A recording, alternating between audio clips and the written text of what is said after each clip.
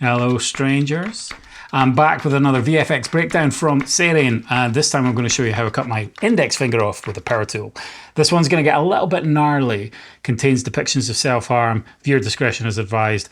I am a sick puppy, you have been warned, but if you're still with me, then let's unpack it. Okay, here's a wee bit of the build-up from this scene. The story of Sair Ane is that I play a disgraced scientist who's trying to cure his own disease, inadvertently stumbles on a way to regrow his body parts, so he starts lopping them all off to find out how far he can push them. The story behind the making of it is it was all filmed under lockdown. I was doing all of this on my own. I'm controlling the jib right now with my foot, which is using an app to turn a motorised jib system.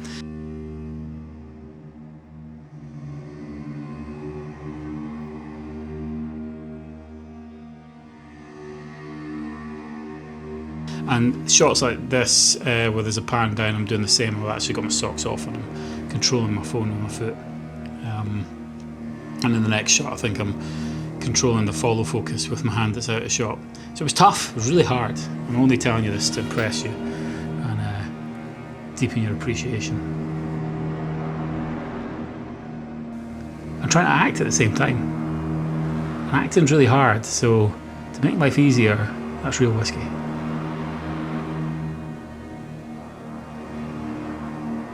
See, no acting required.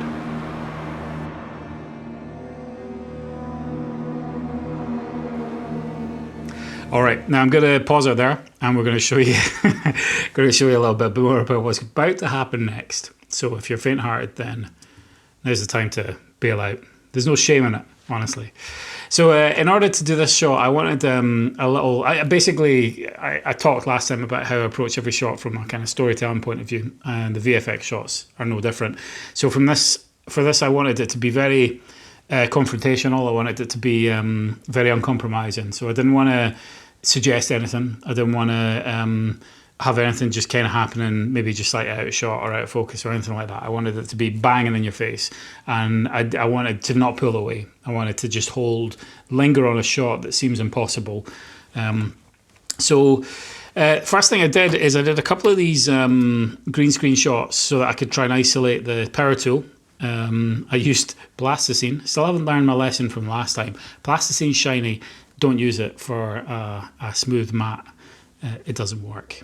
So I very quickly moved on and started using an alternative material, which is more finger-like, if you ask me.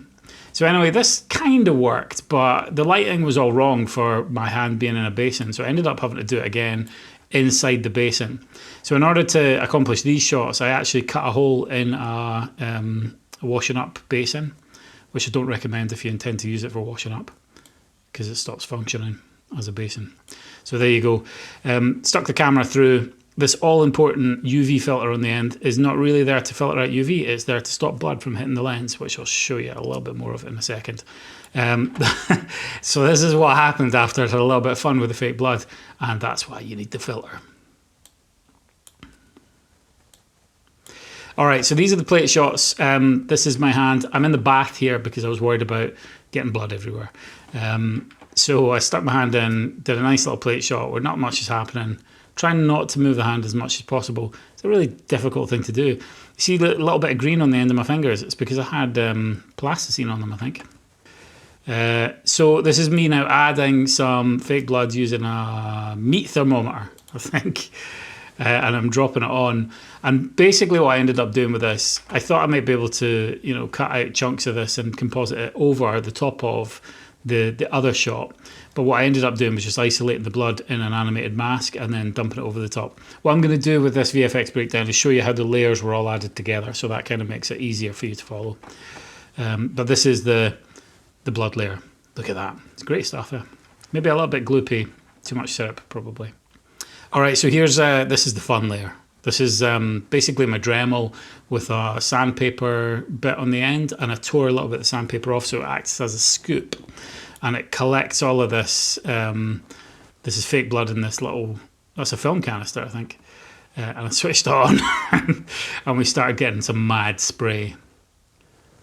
And it's great, because the angle of the spray is perfect. It looks like it's coming off a circular saw. It started hitting the roof up here as well. And then that started dripping down. And this starts dripping down as well.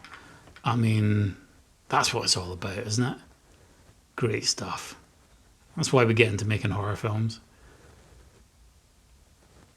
What I implore you to remember about this is there's nobody here on set with me. So as soon as I stopped doing this, my hands are all covered in blood. I had to run away, wash my hands, and then come back and stop the camera. Ah, lovely. I could watch that all day. Right, so here we go. This is everything added together, and I'm going to break down the layers for you. So there's the plate shot as you saw it. There's the tool added in, coming into the finger. And remember, it's behind a green mask here. So that's what's masking this part out. And then I've added the blood on top. So this is the little animated mask. And then finally, the very last thing I added was this little misty pink layer. You see it come on? And it's just to create a little bit of like blood mist. And then I added a little bit of kind of vibration and wobble because I thought if this saw was really going into my finger, it would create some kind of disturbance. So we tried to make that work. All put together, and you've got the proper color grade and the proper sound effects. It really does work. So here we go.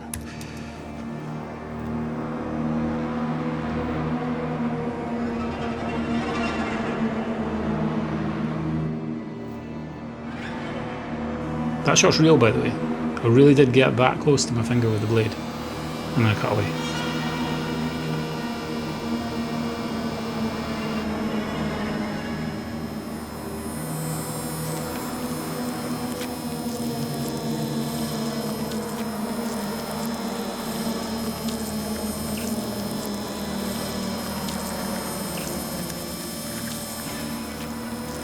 Some crazy expressions there.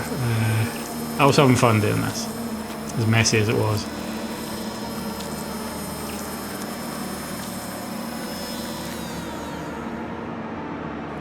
And this is the bit that got the big reaction in the cinema. When I take my hand out. Couldn't resist it. So that's just a little pin holding another silicone finger on. Great stuff. And then I bombed. Alright, that's enough for today. I think I've probably grossed you out enough. If not, then come back for the next part because I'm going to show you how to chop my arm off. And that one really is fun. But thanks for tuning in and look out for the next parts. Cheers.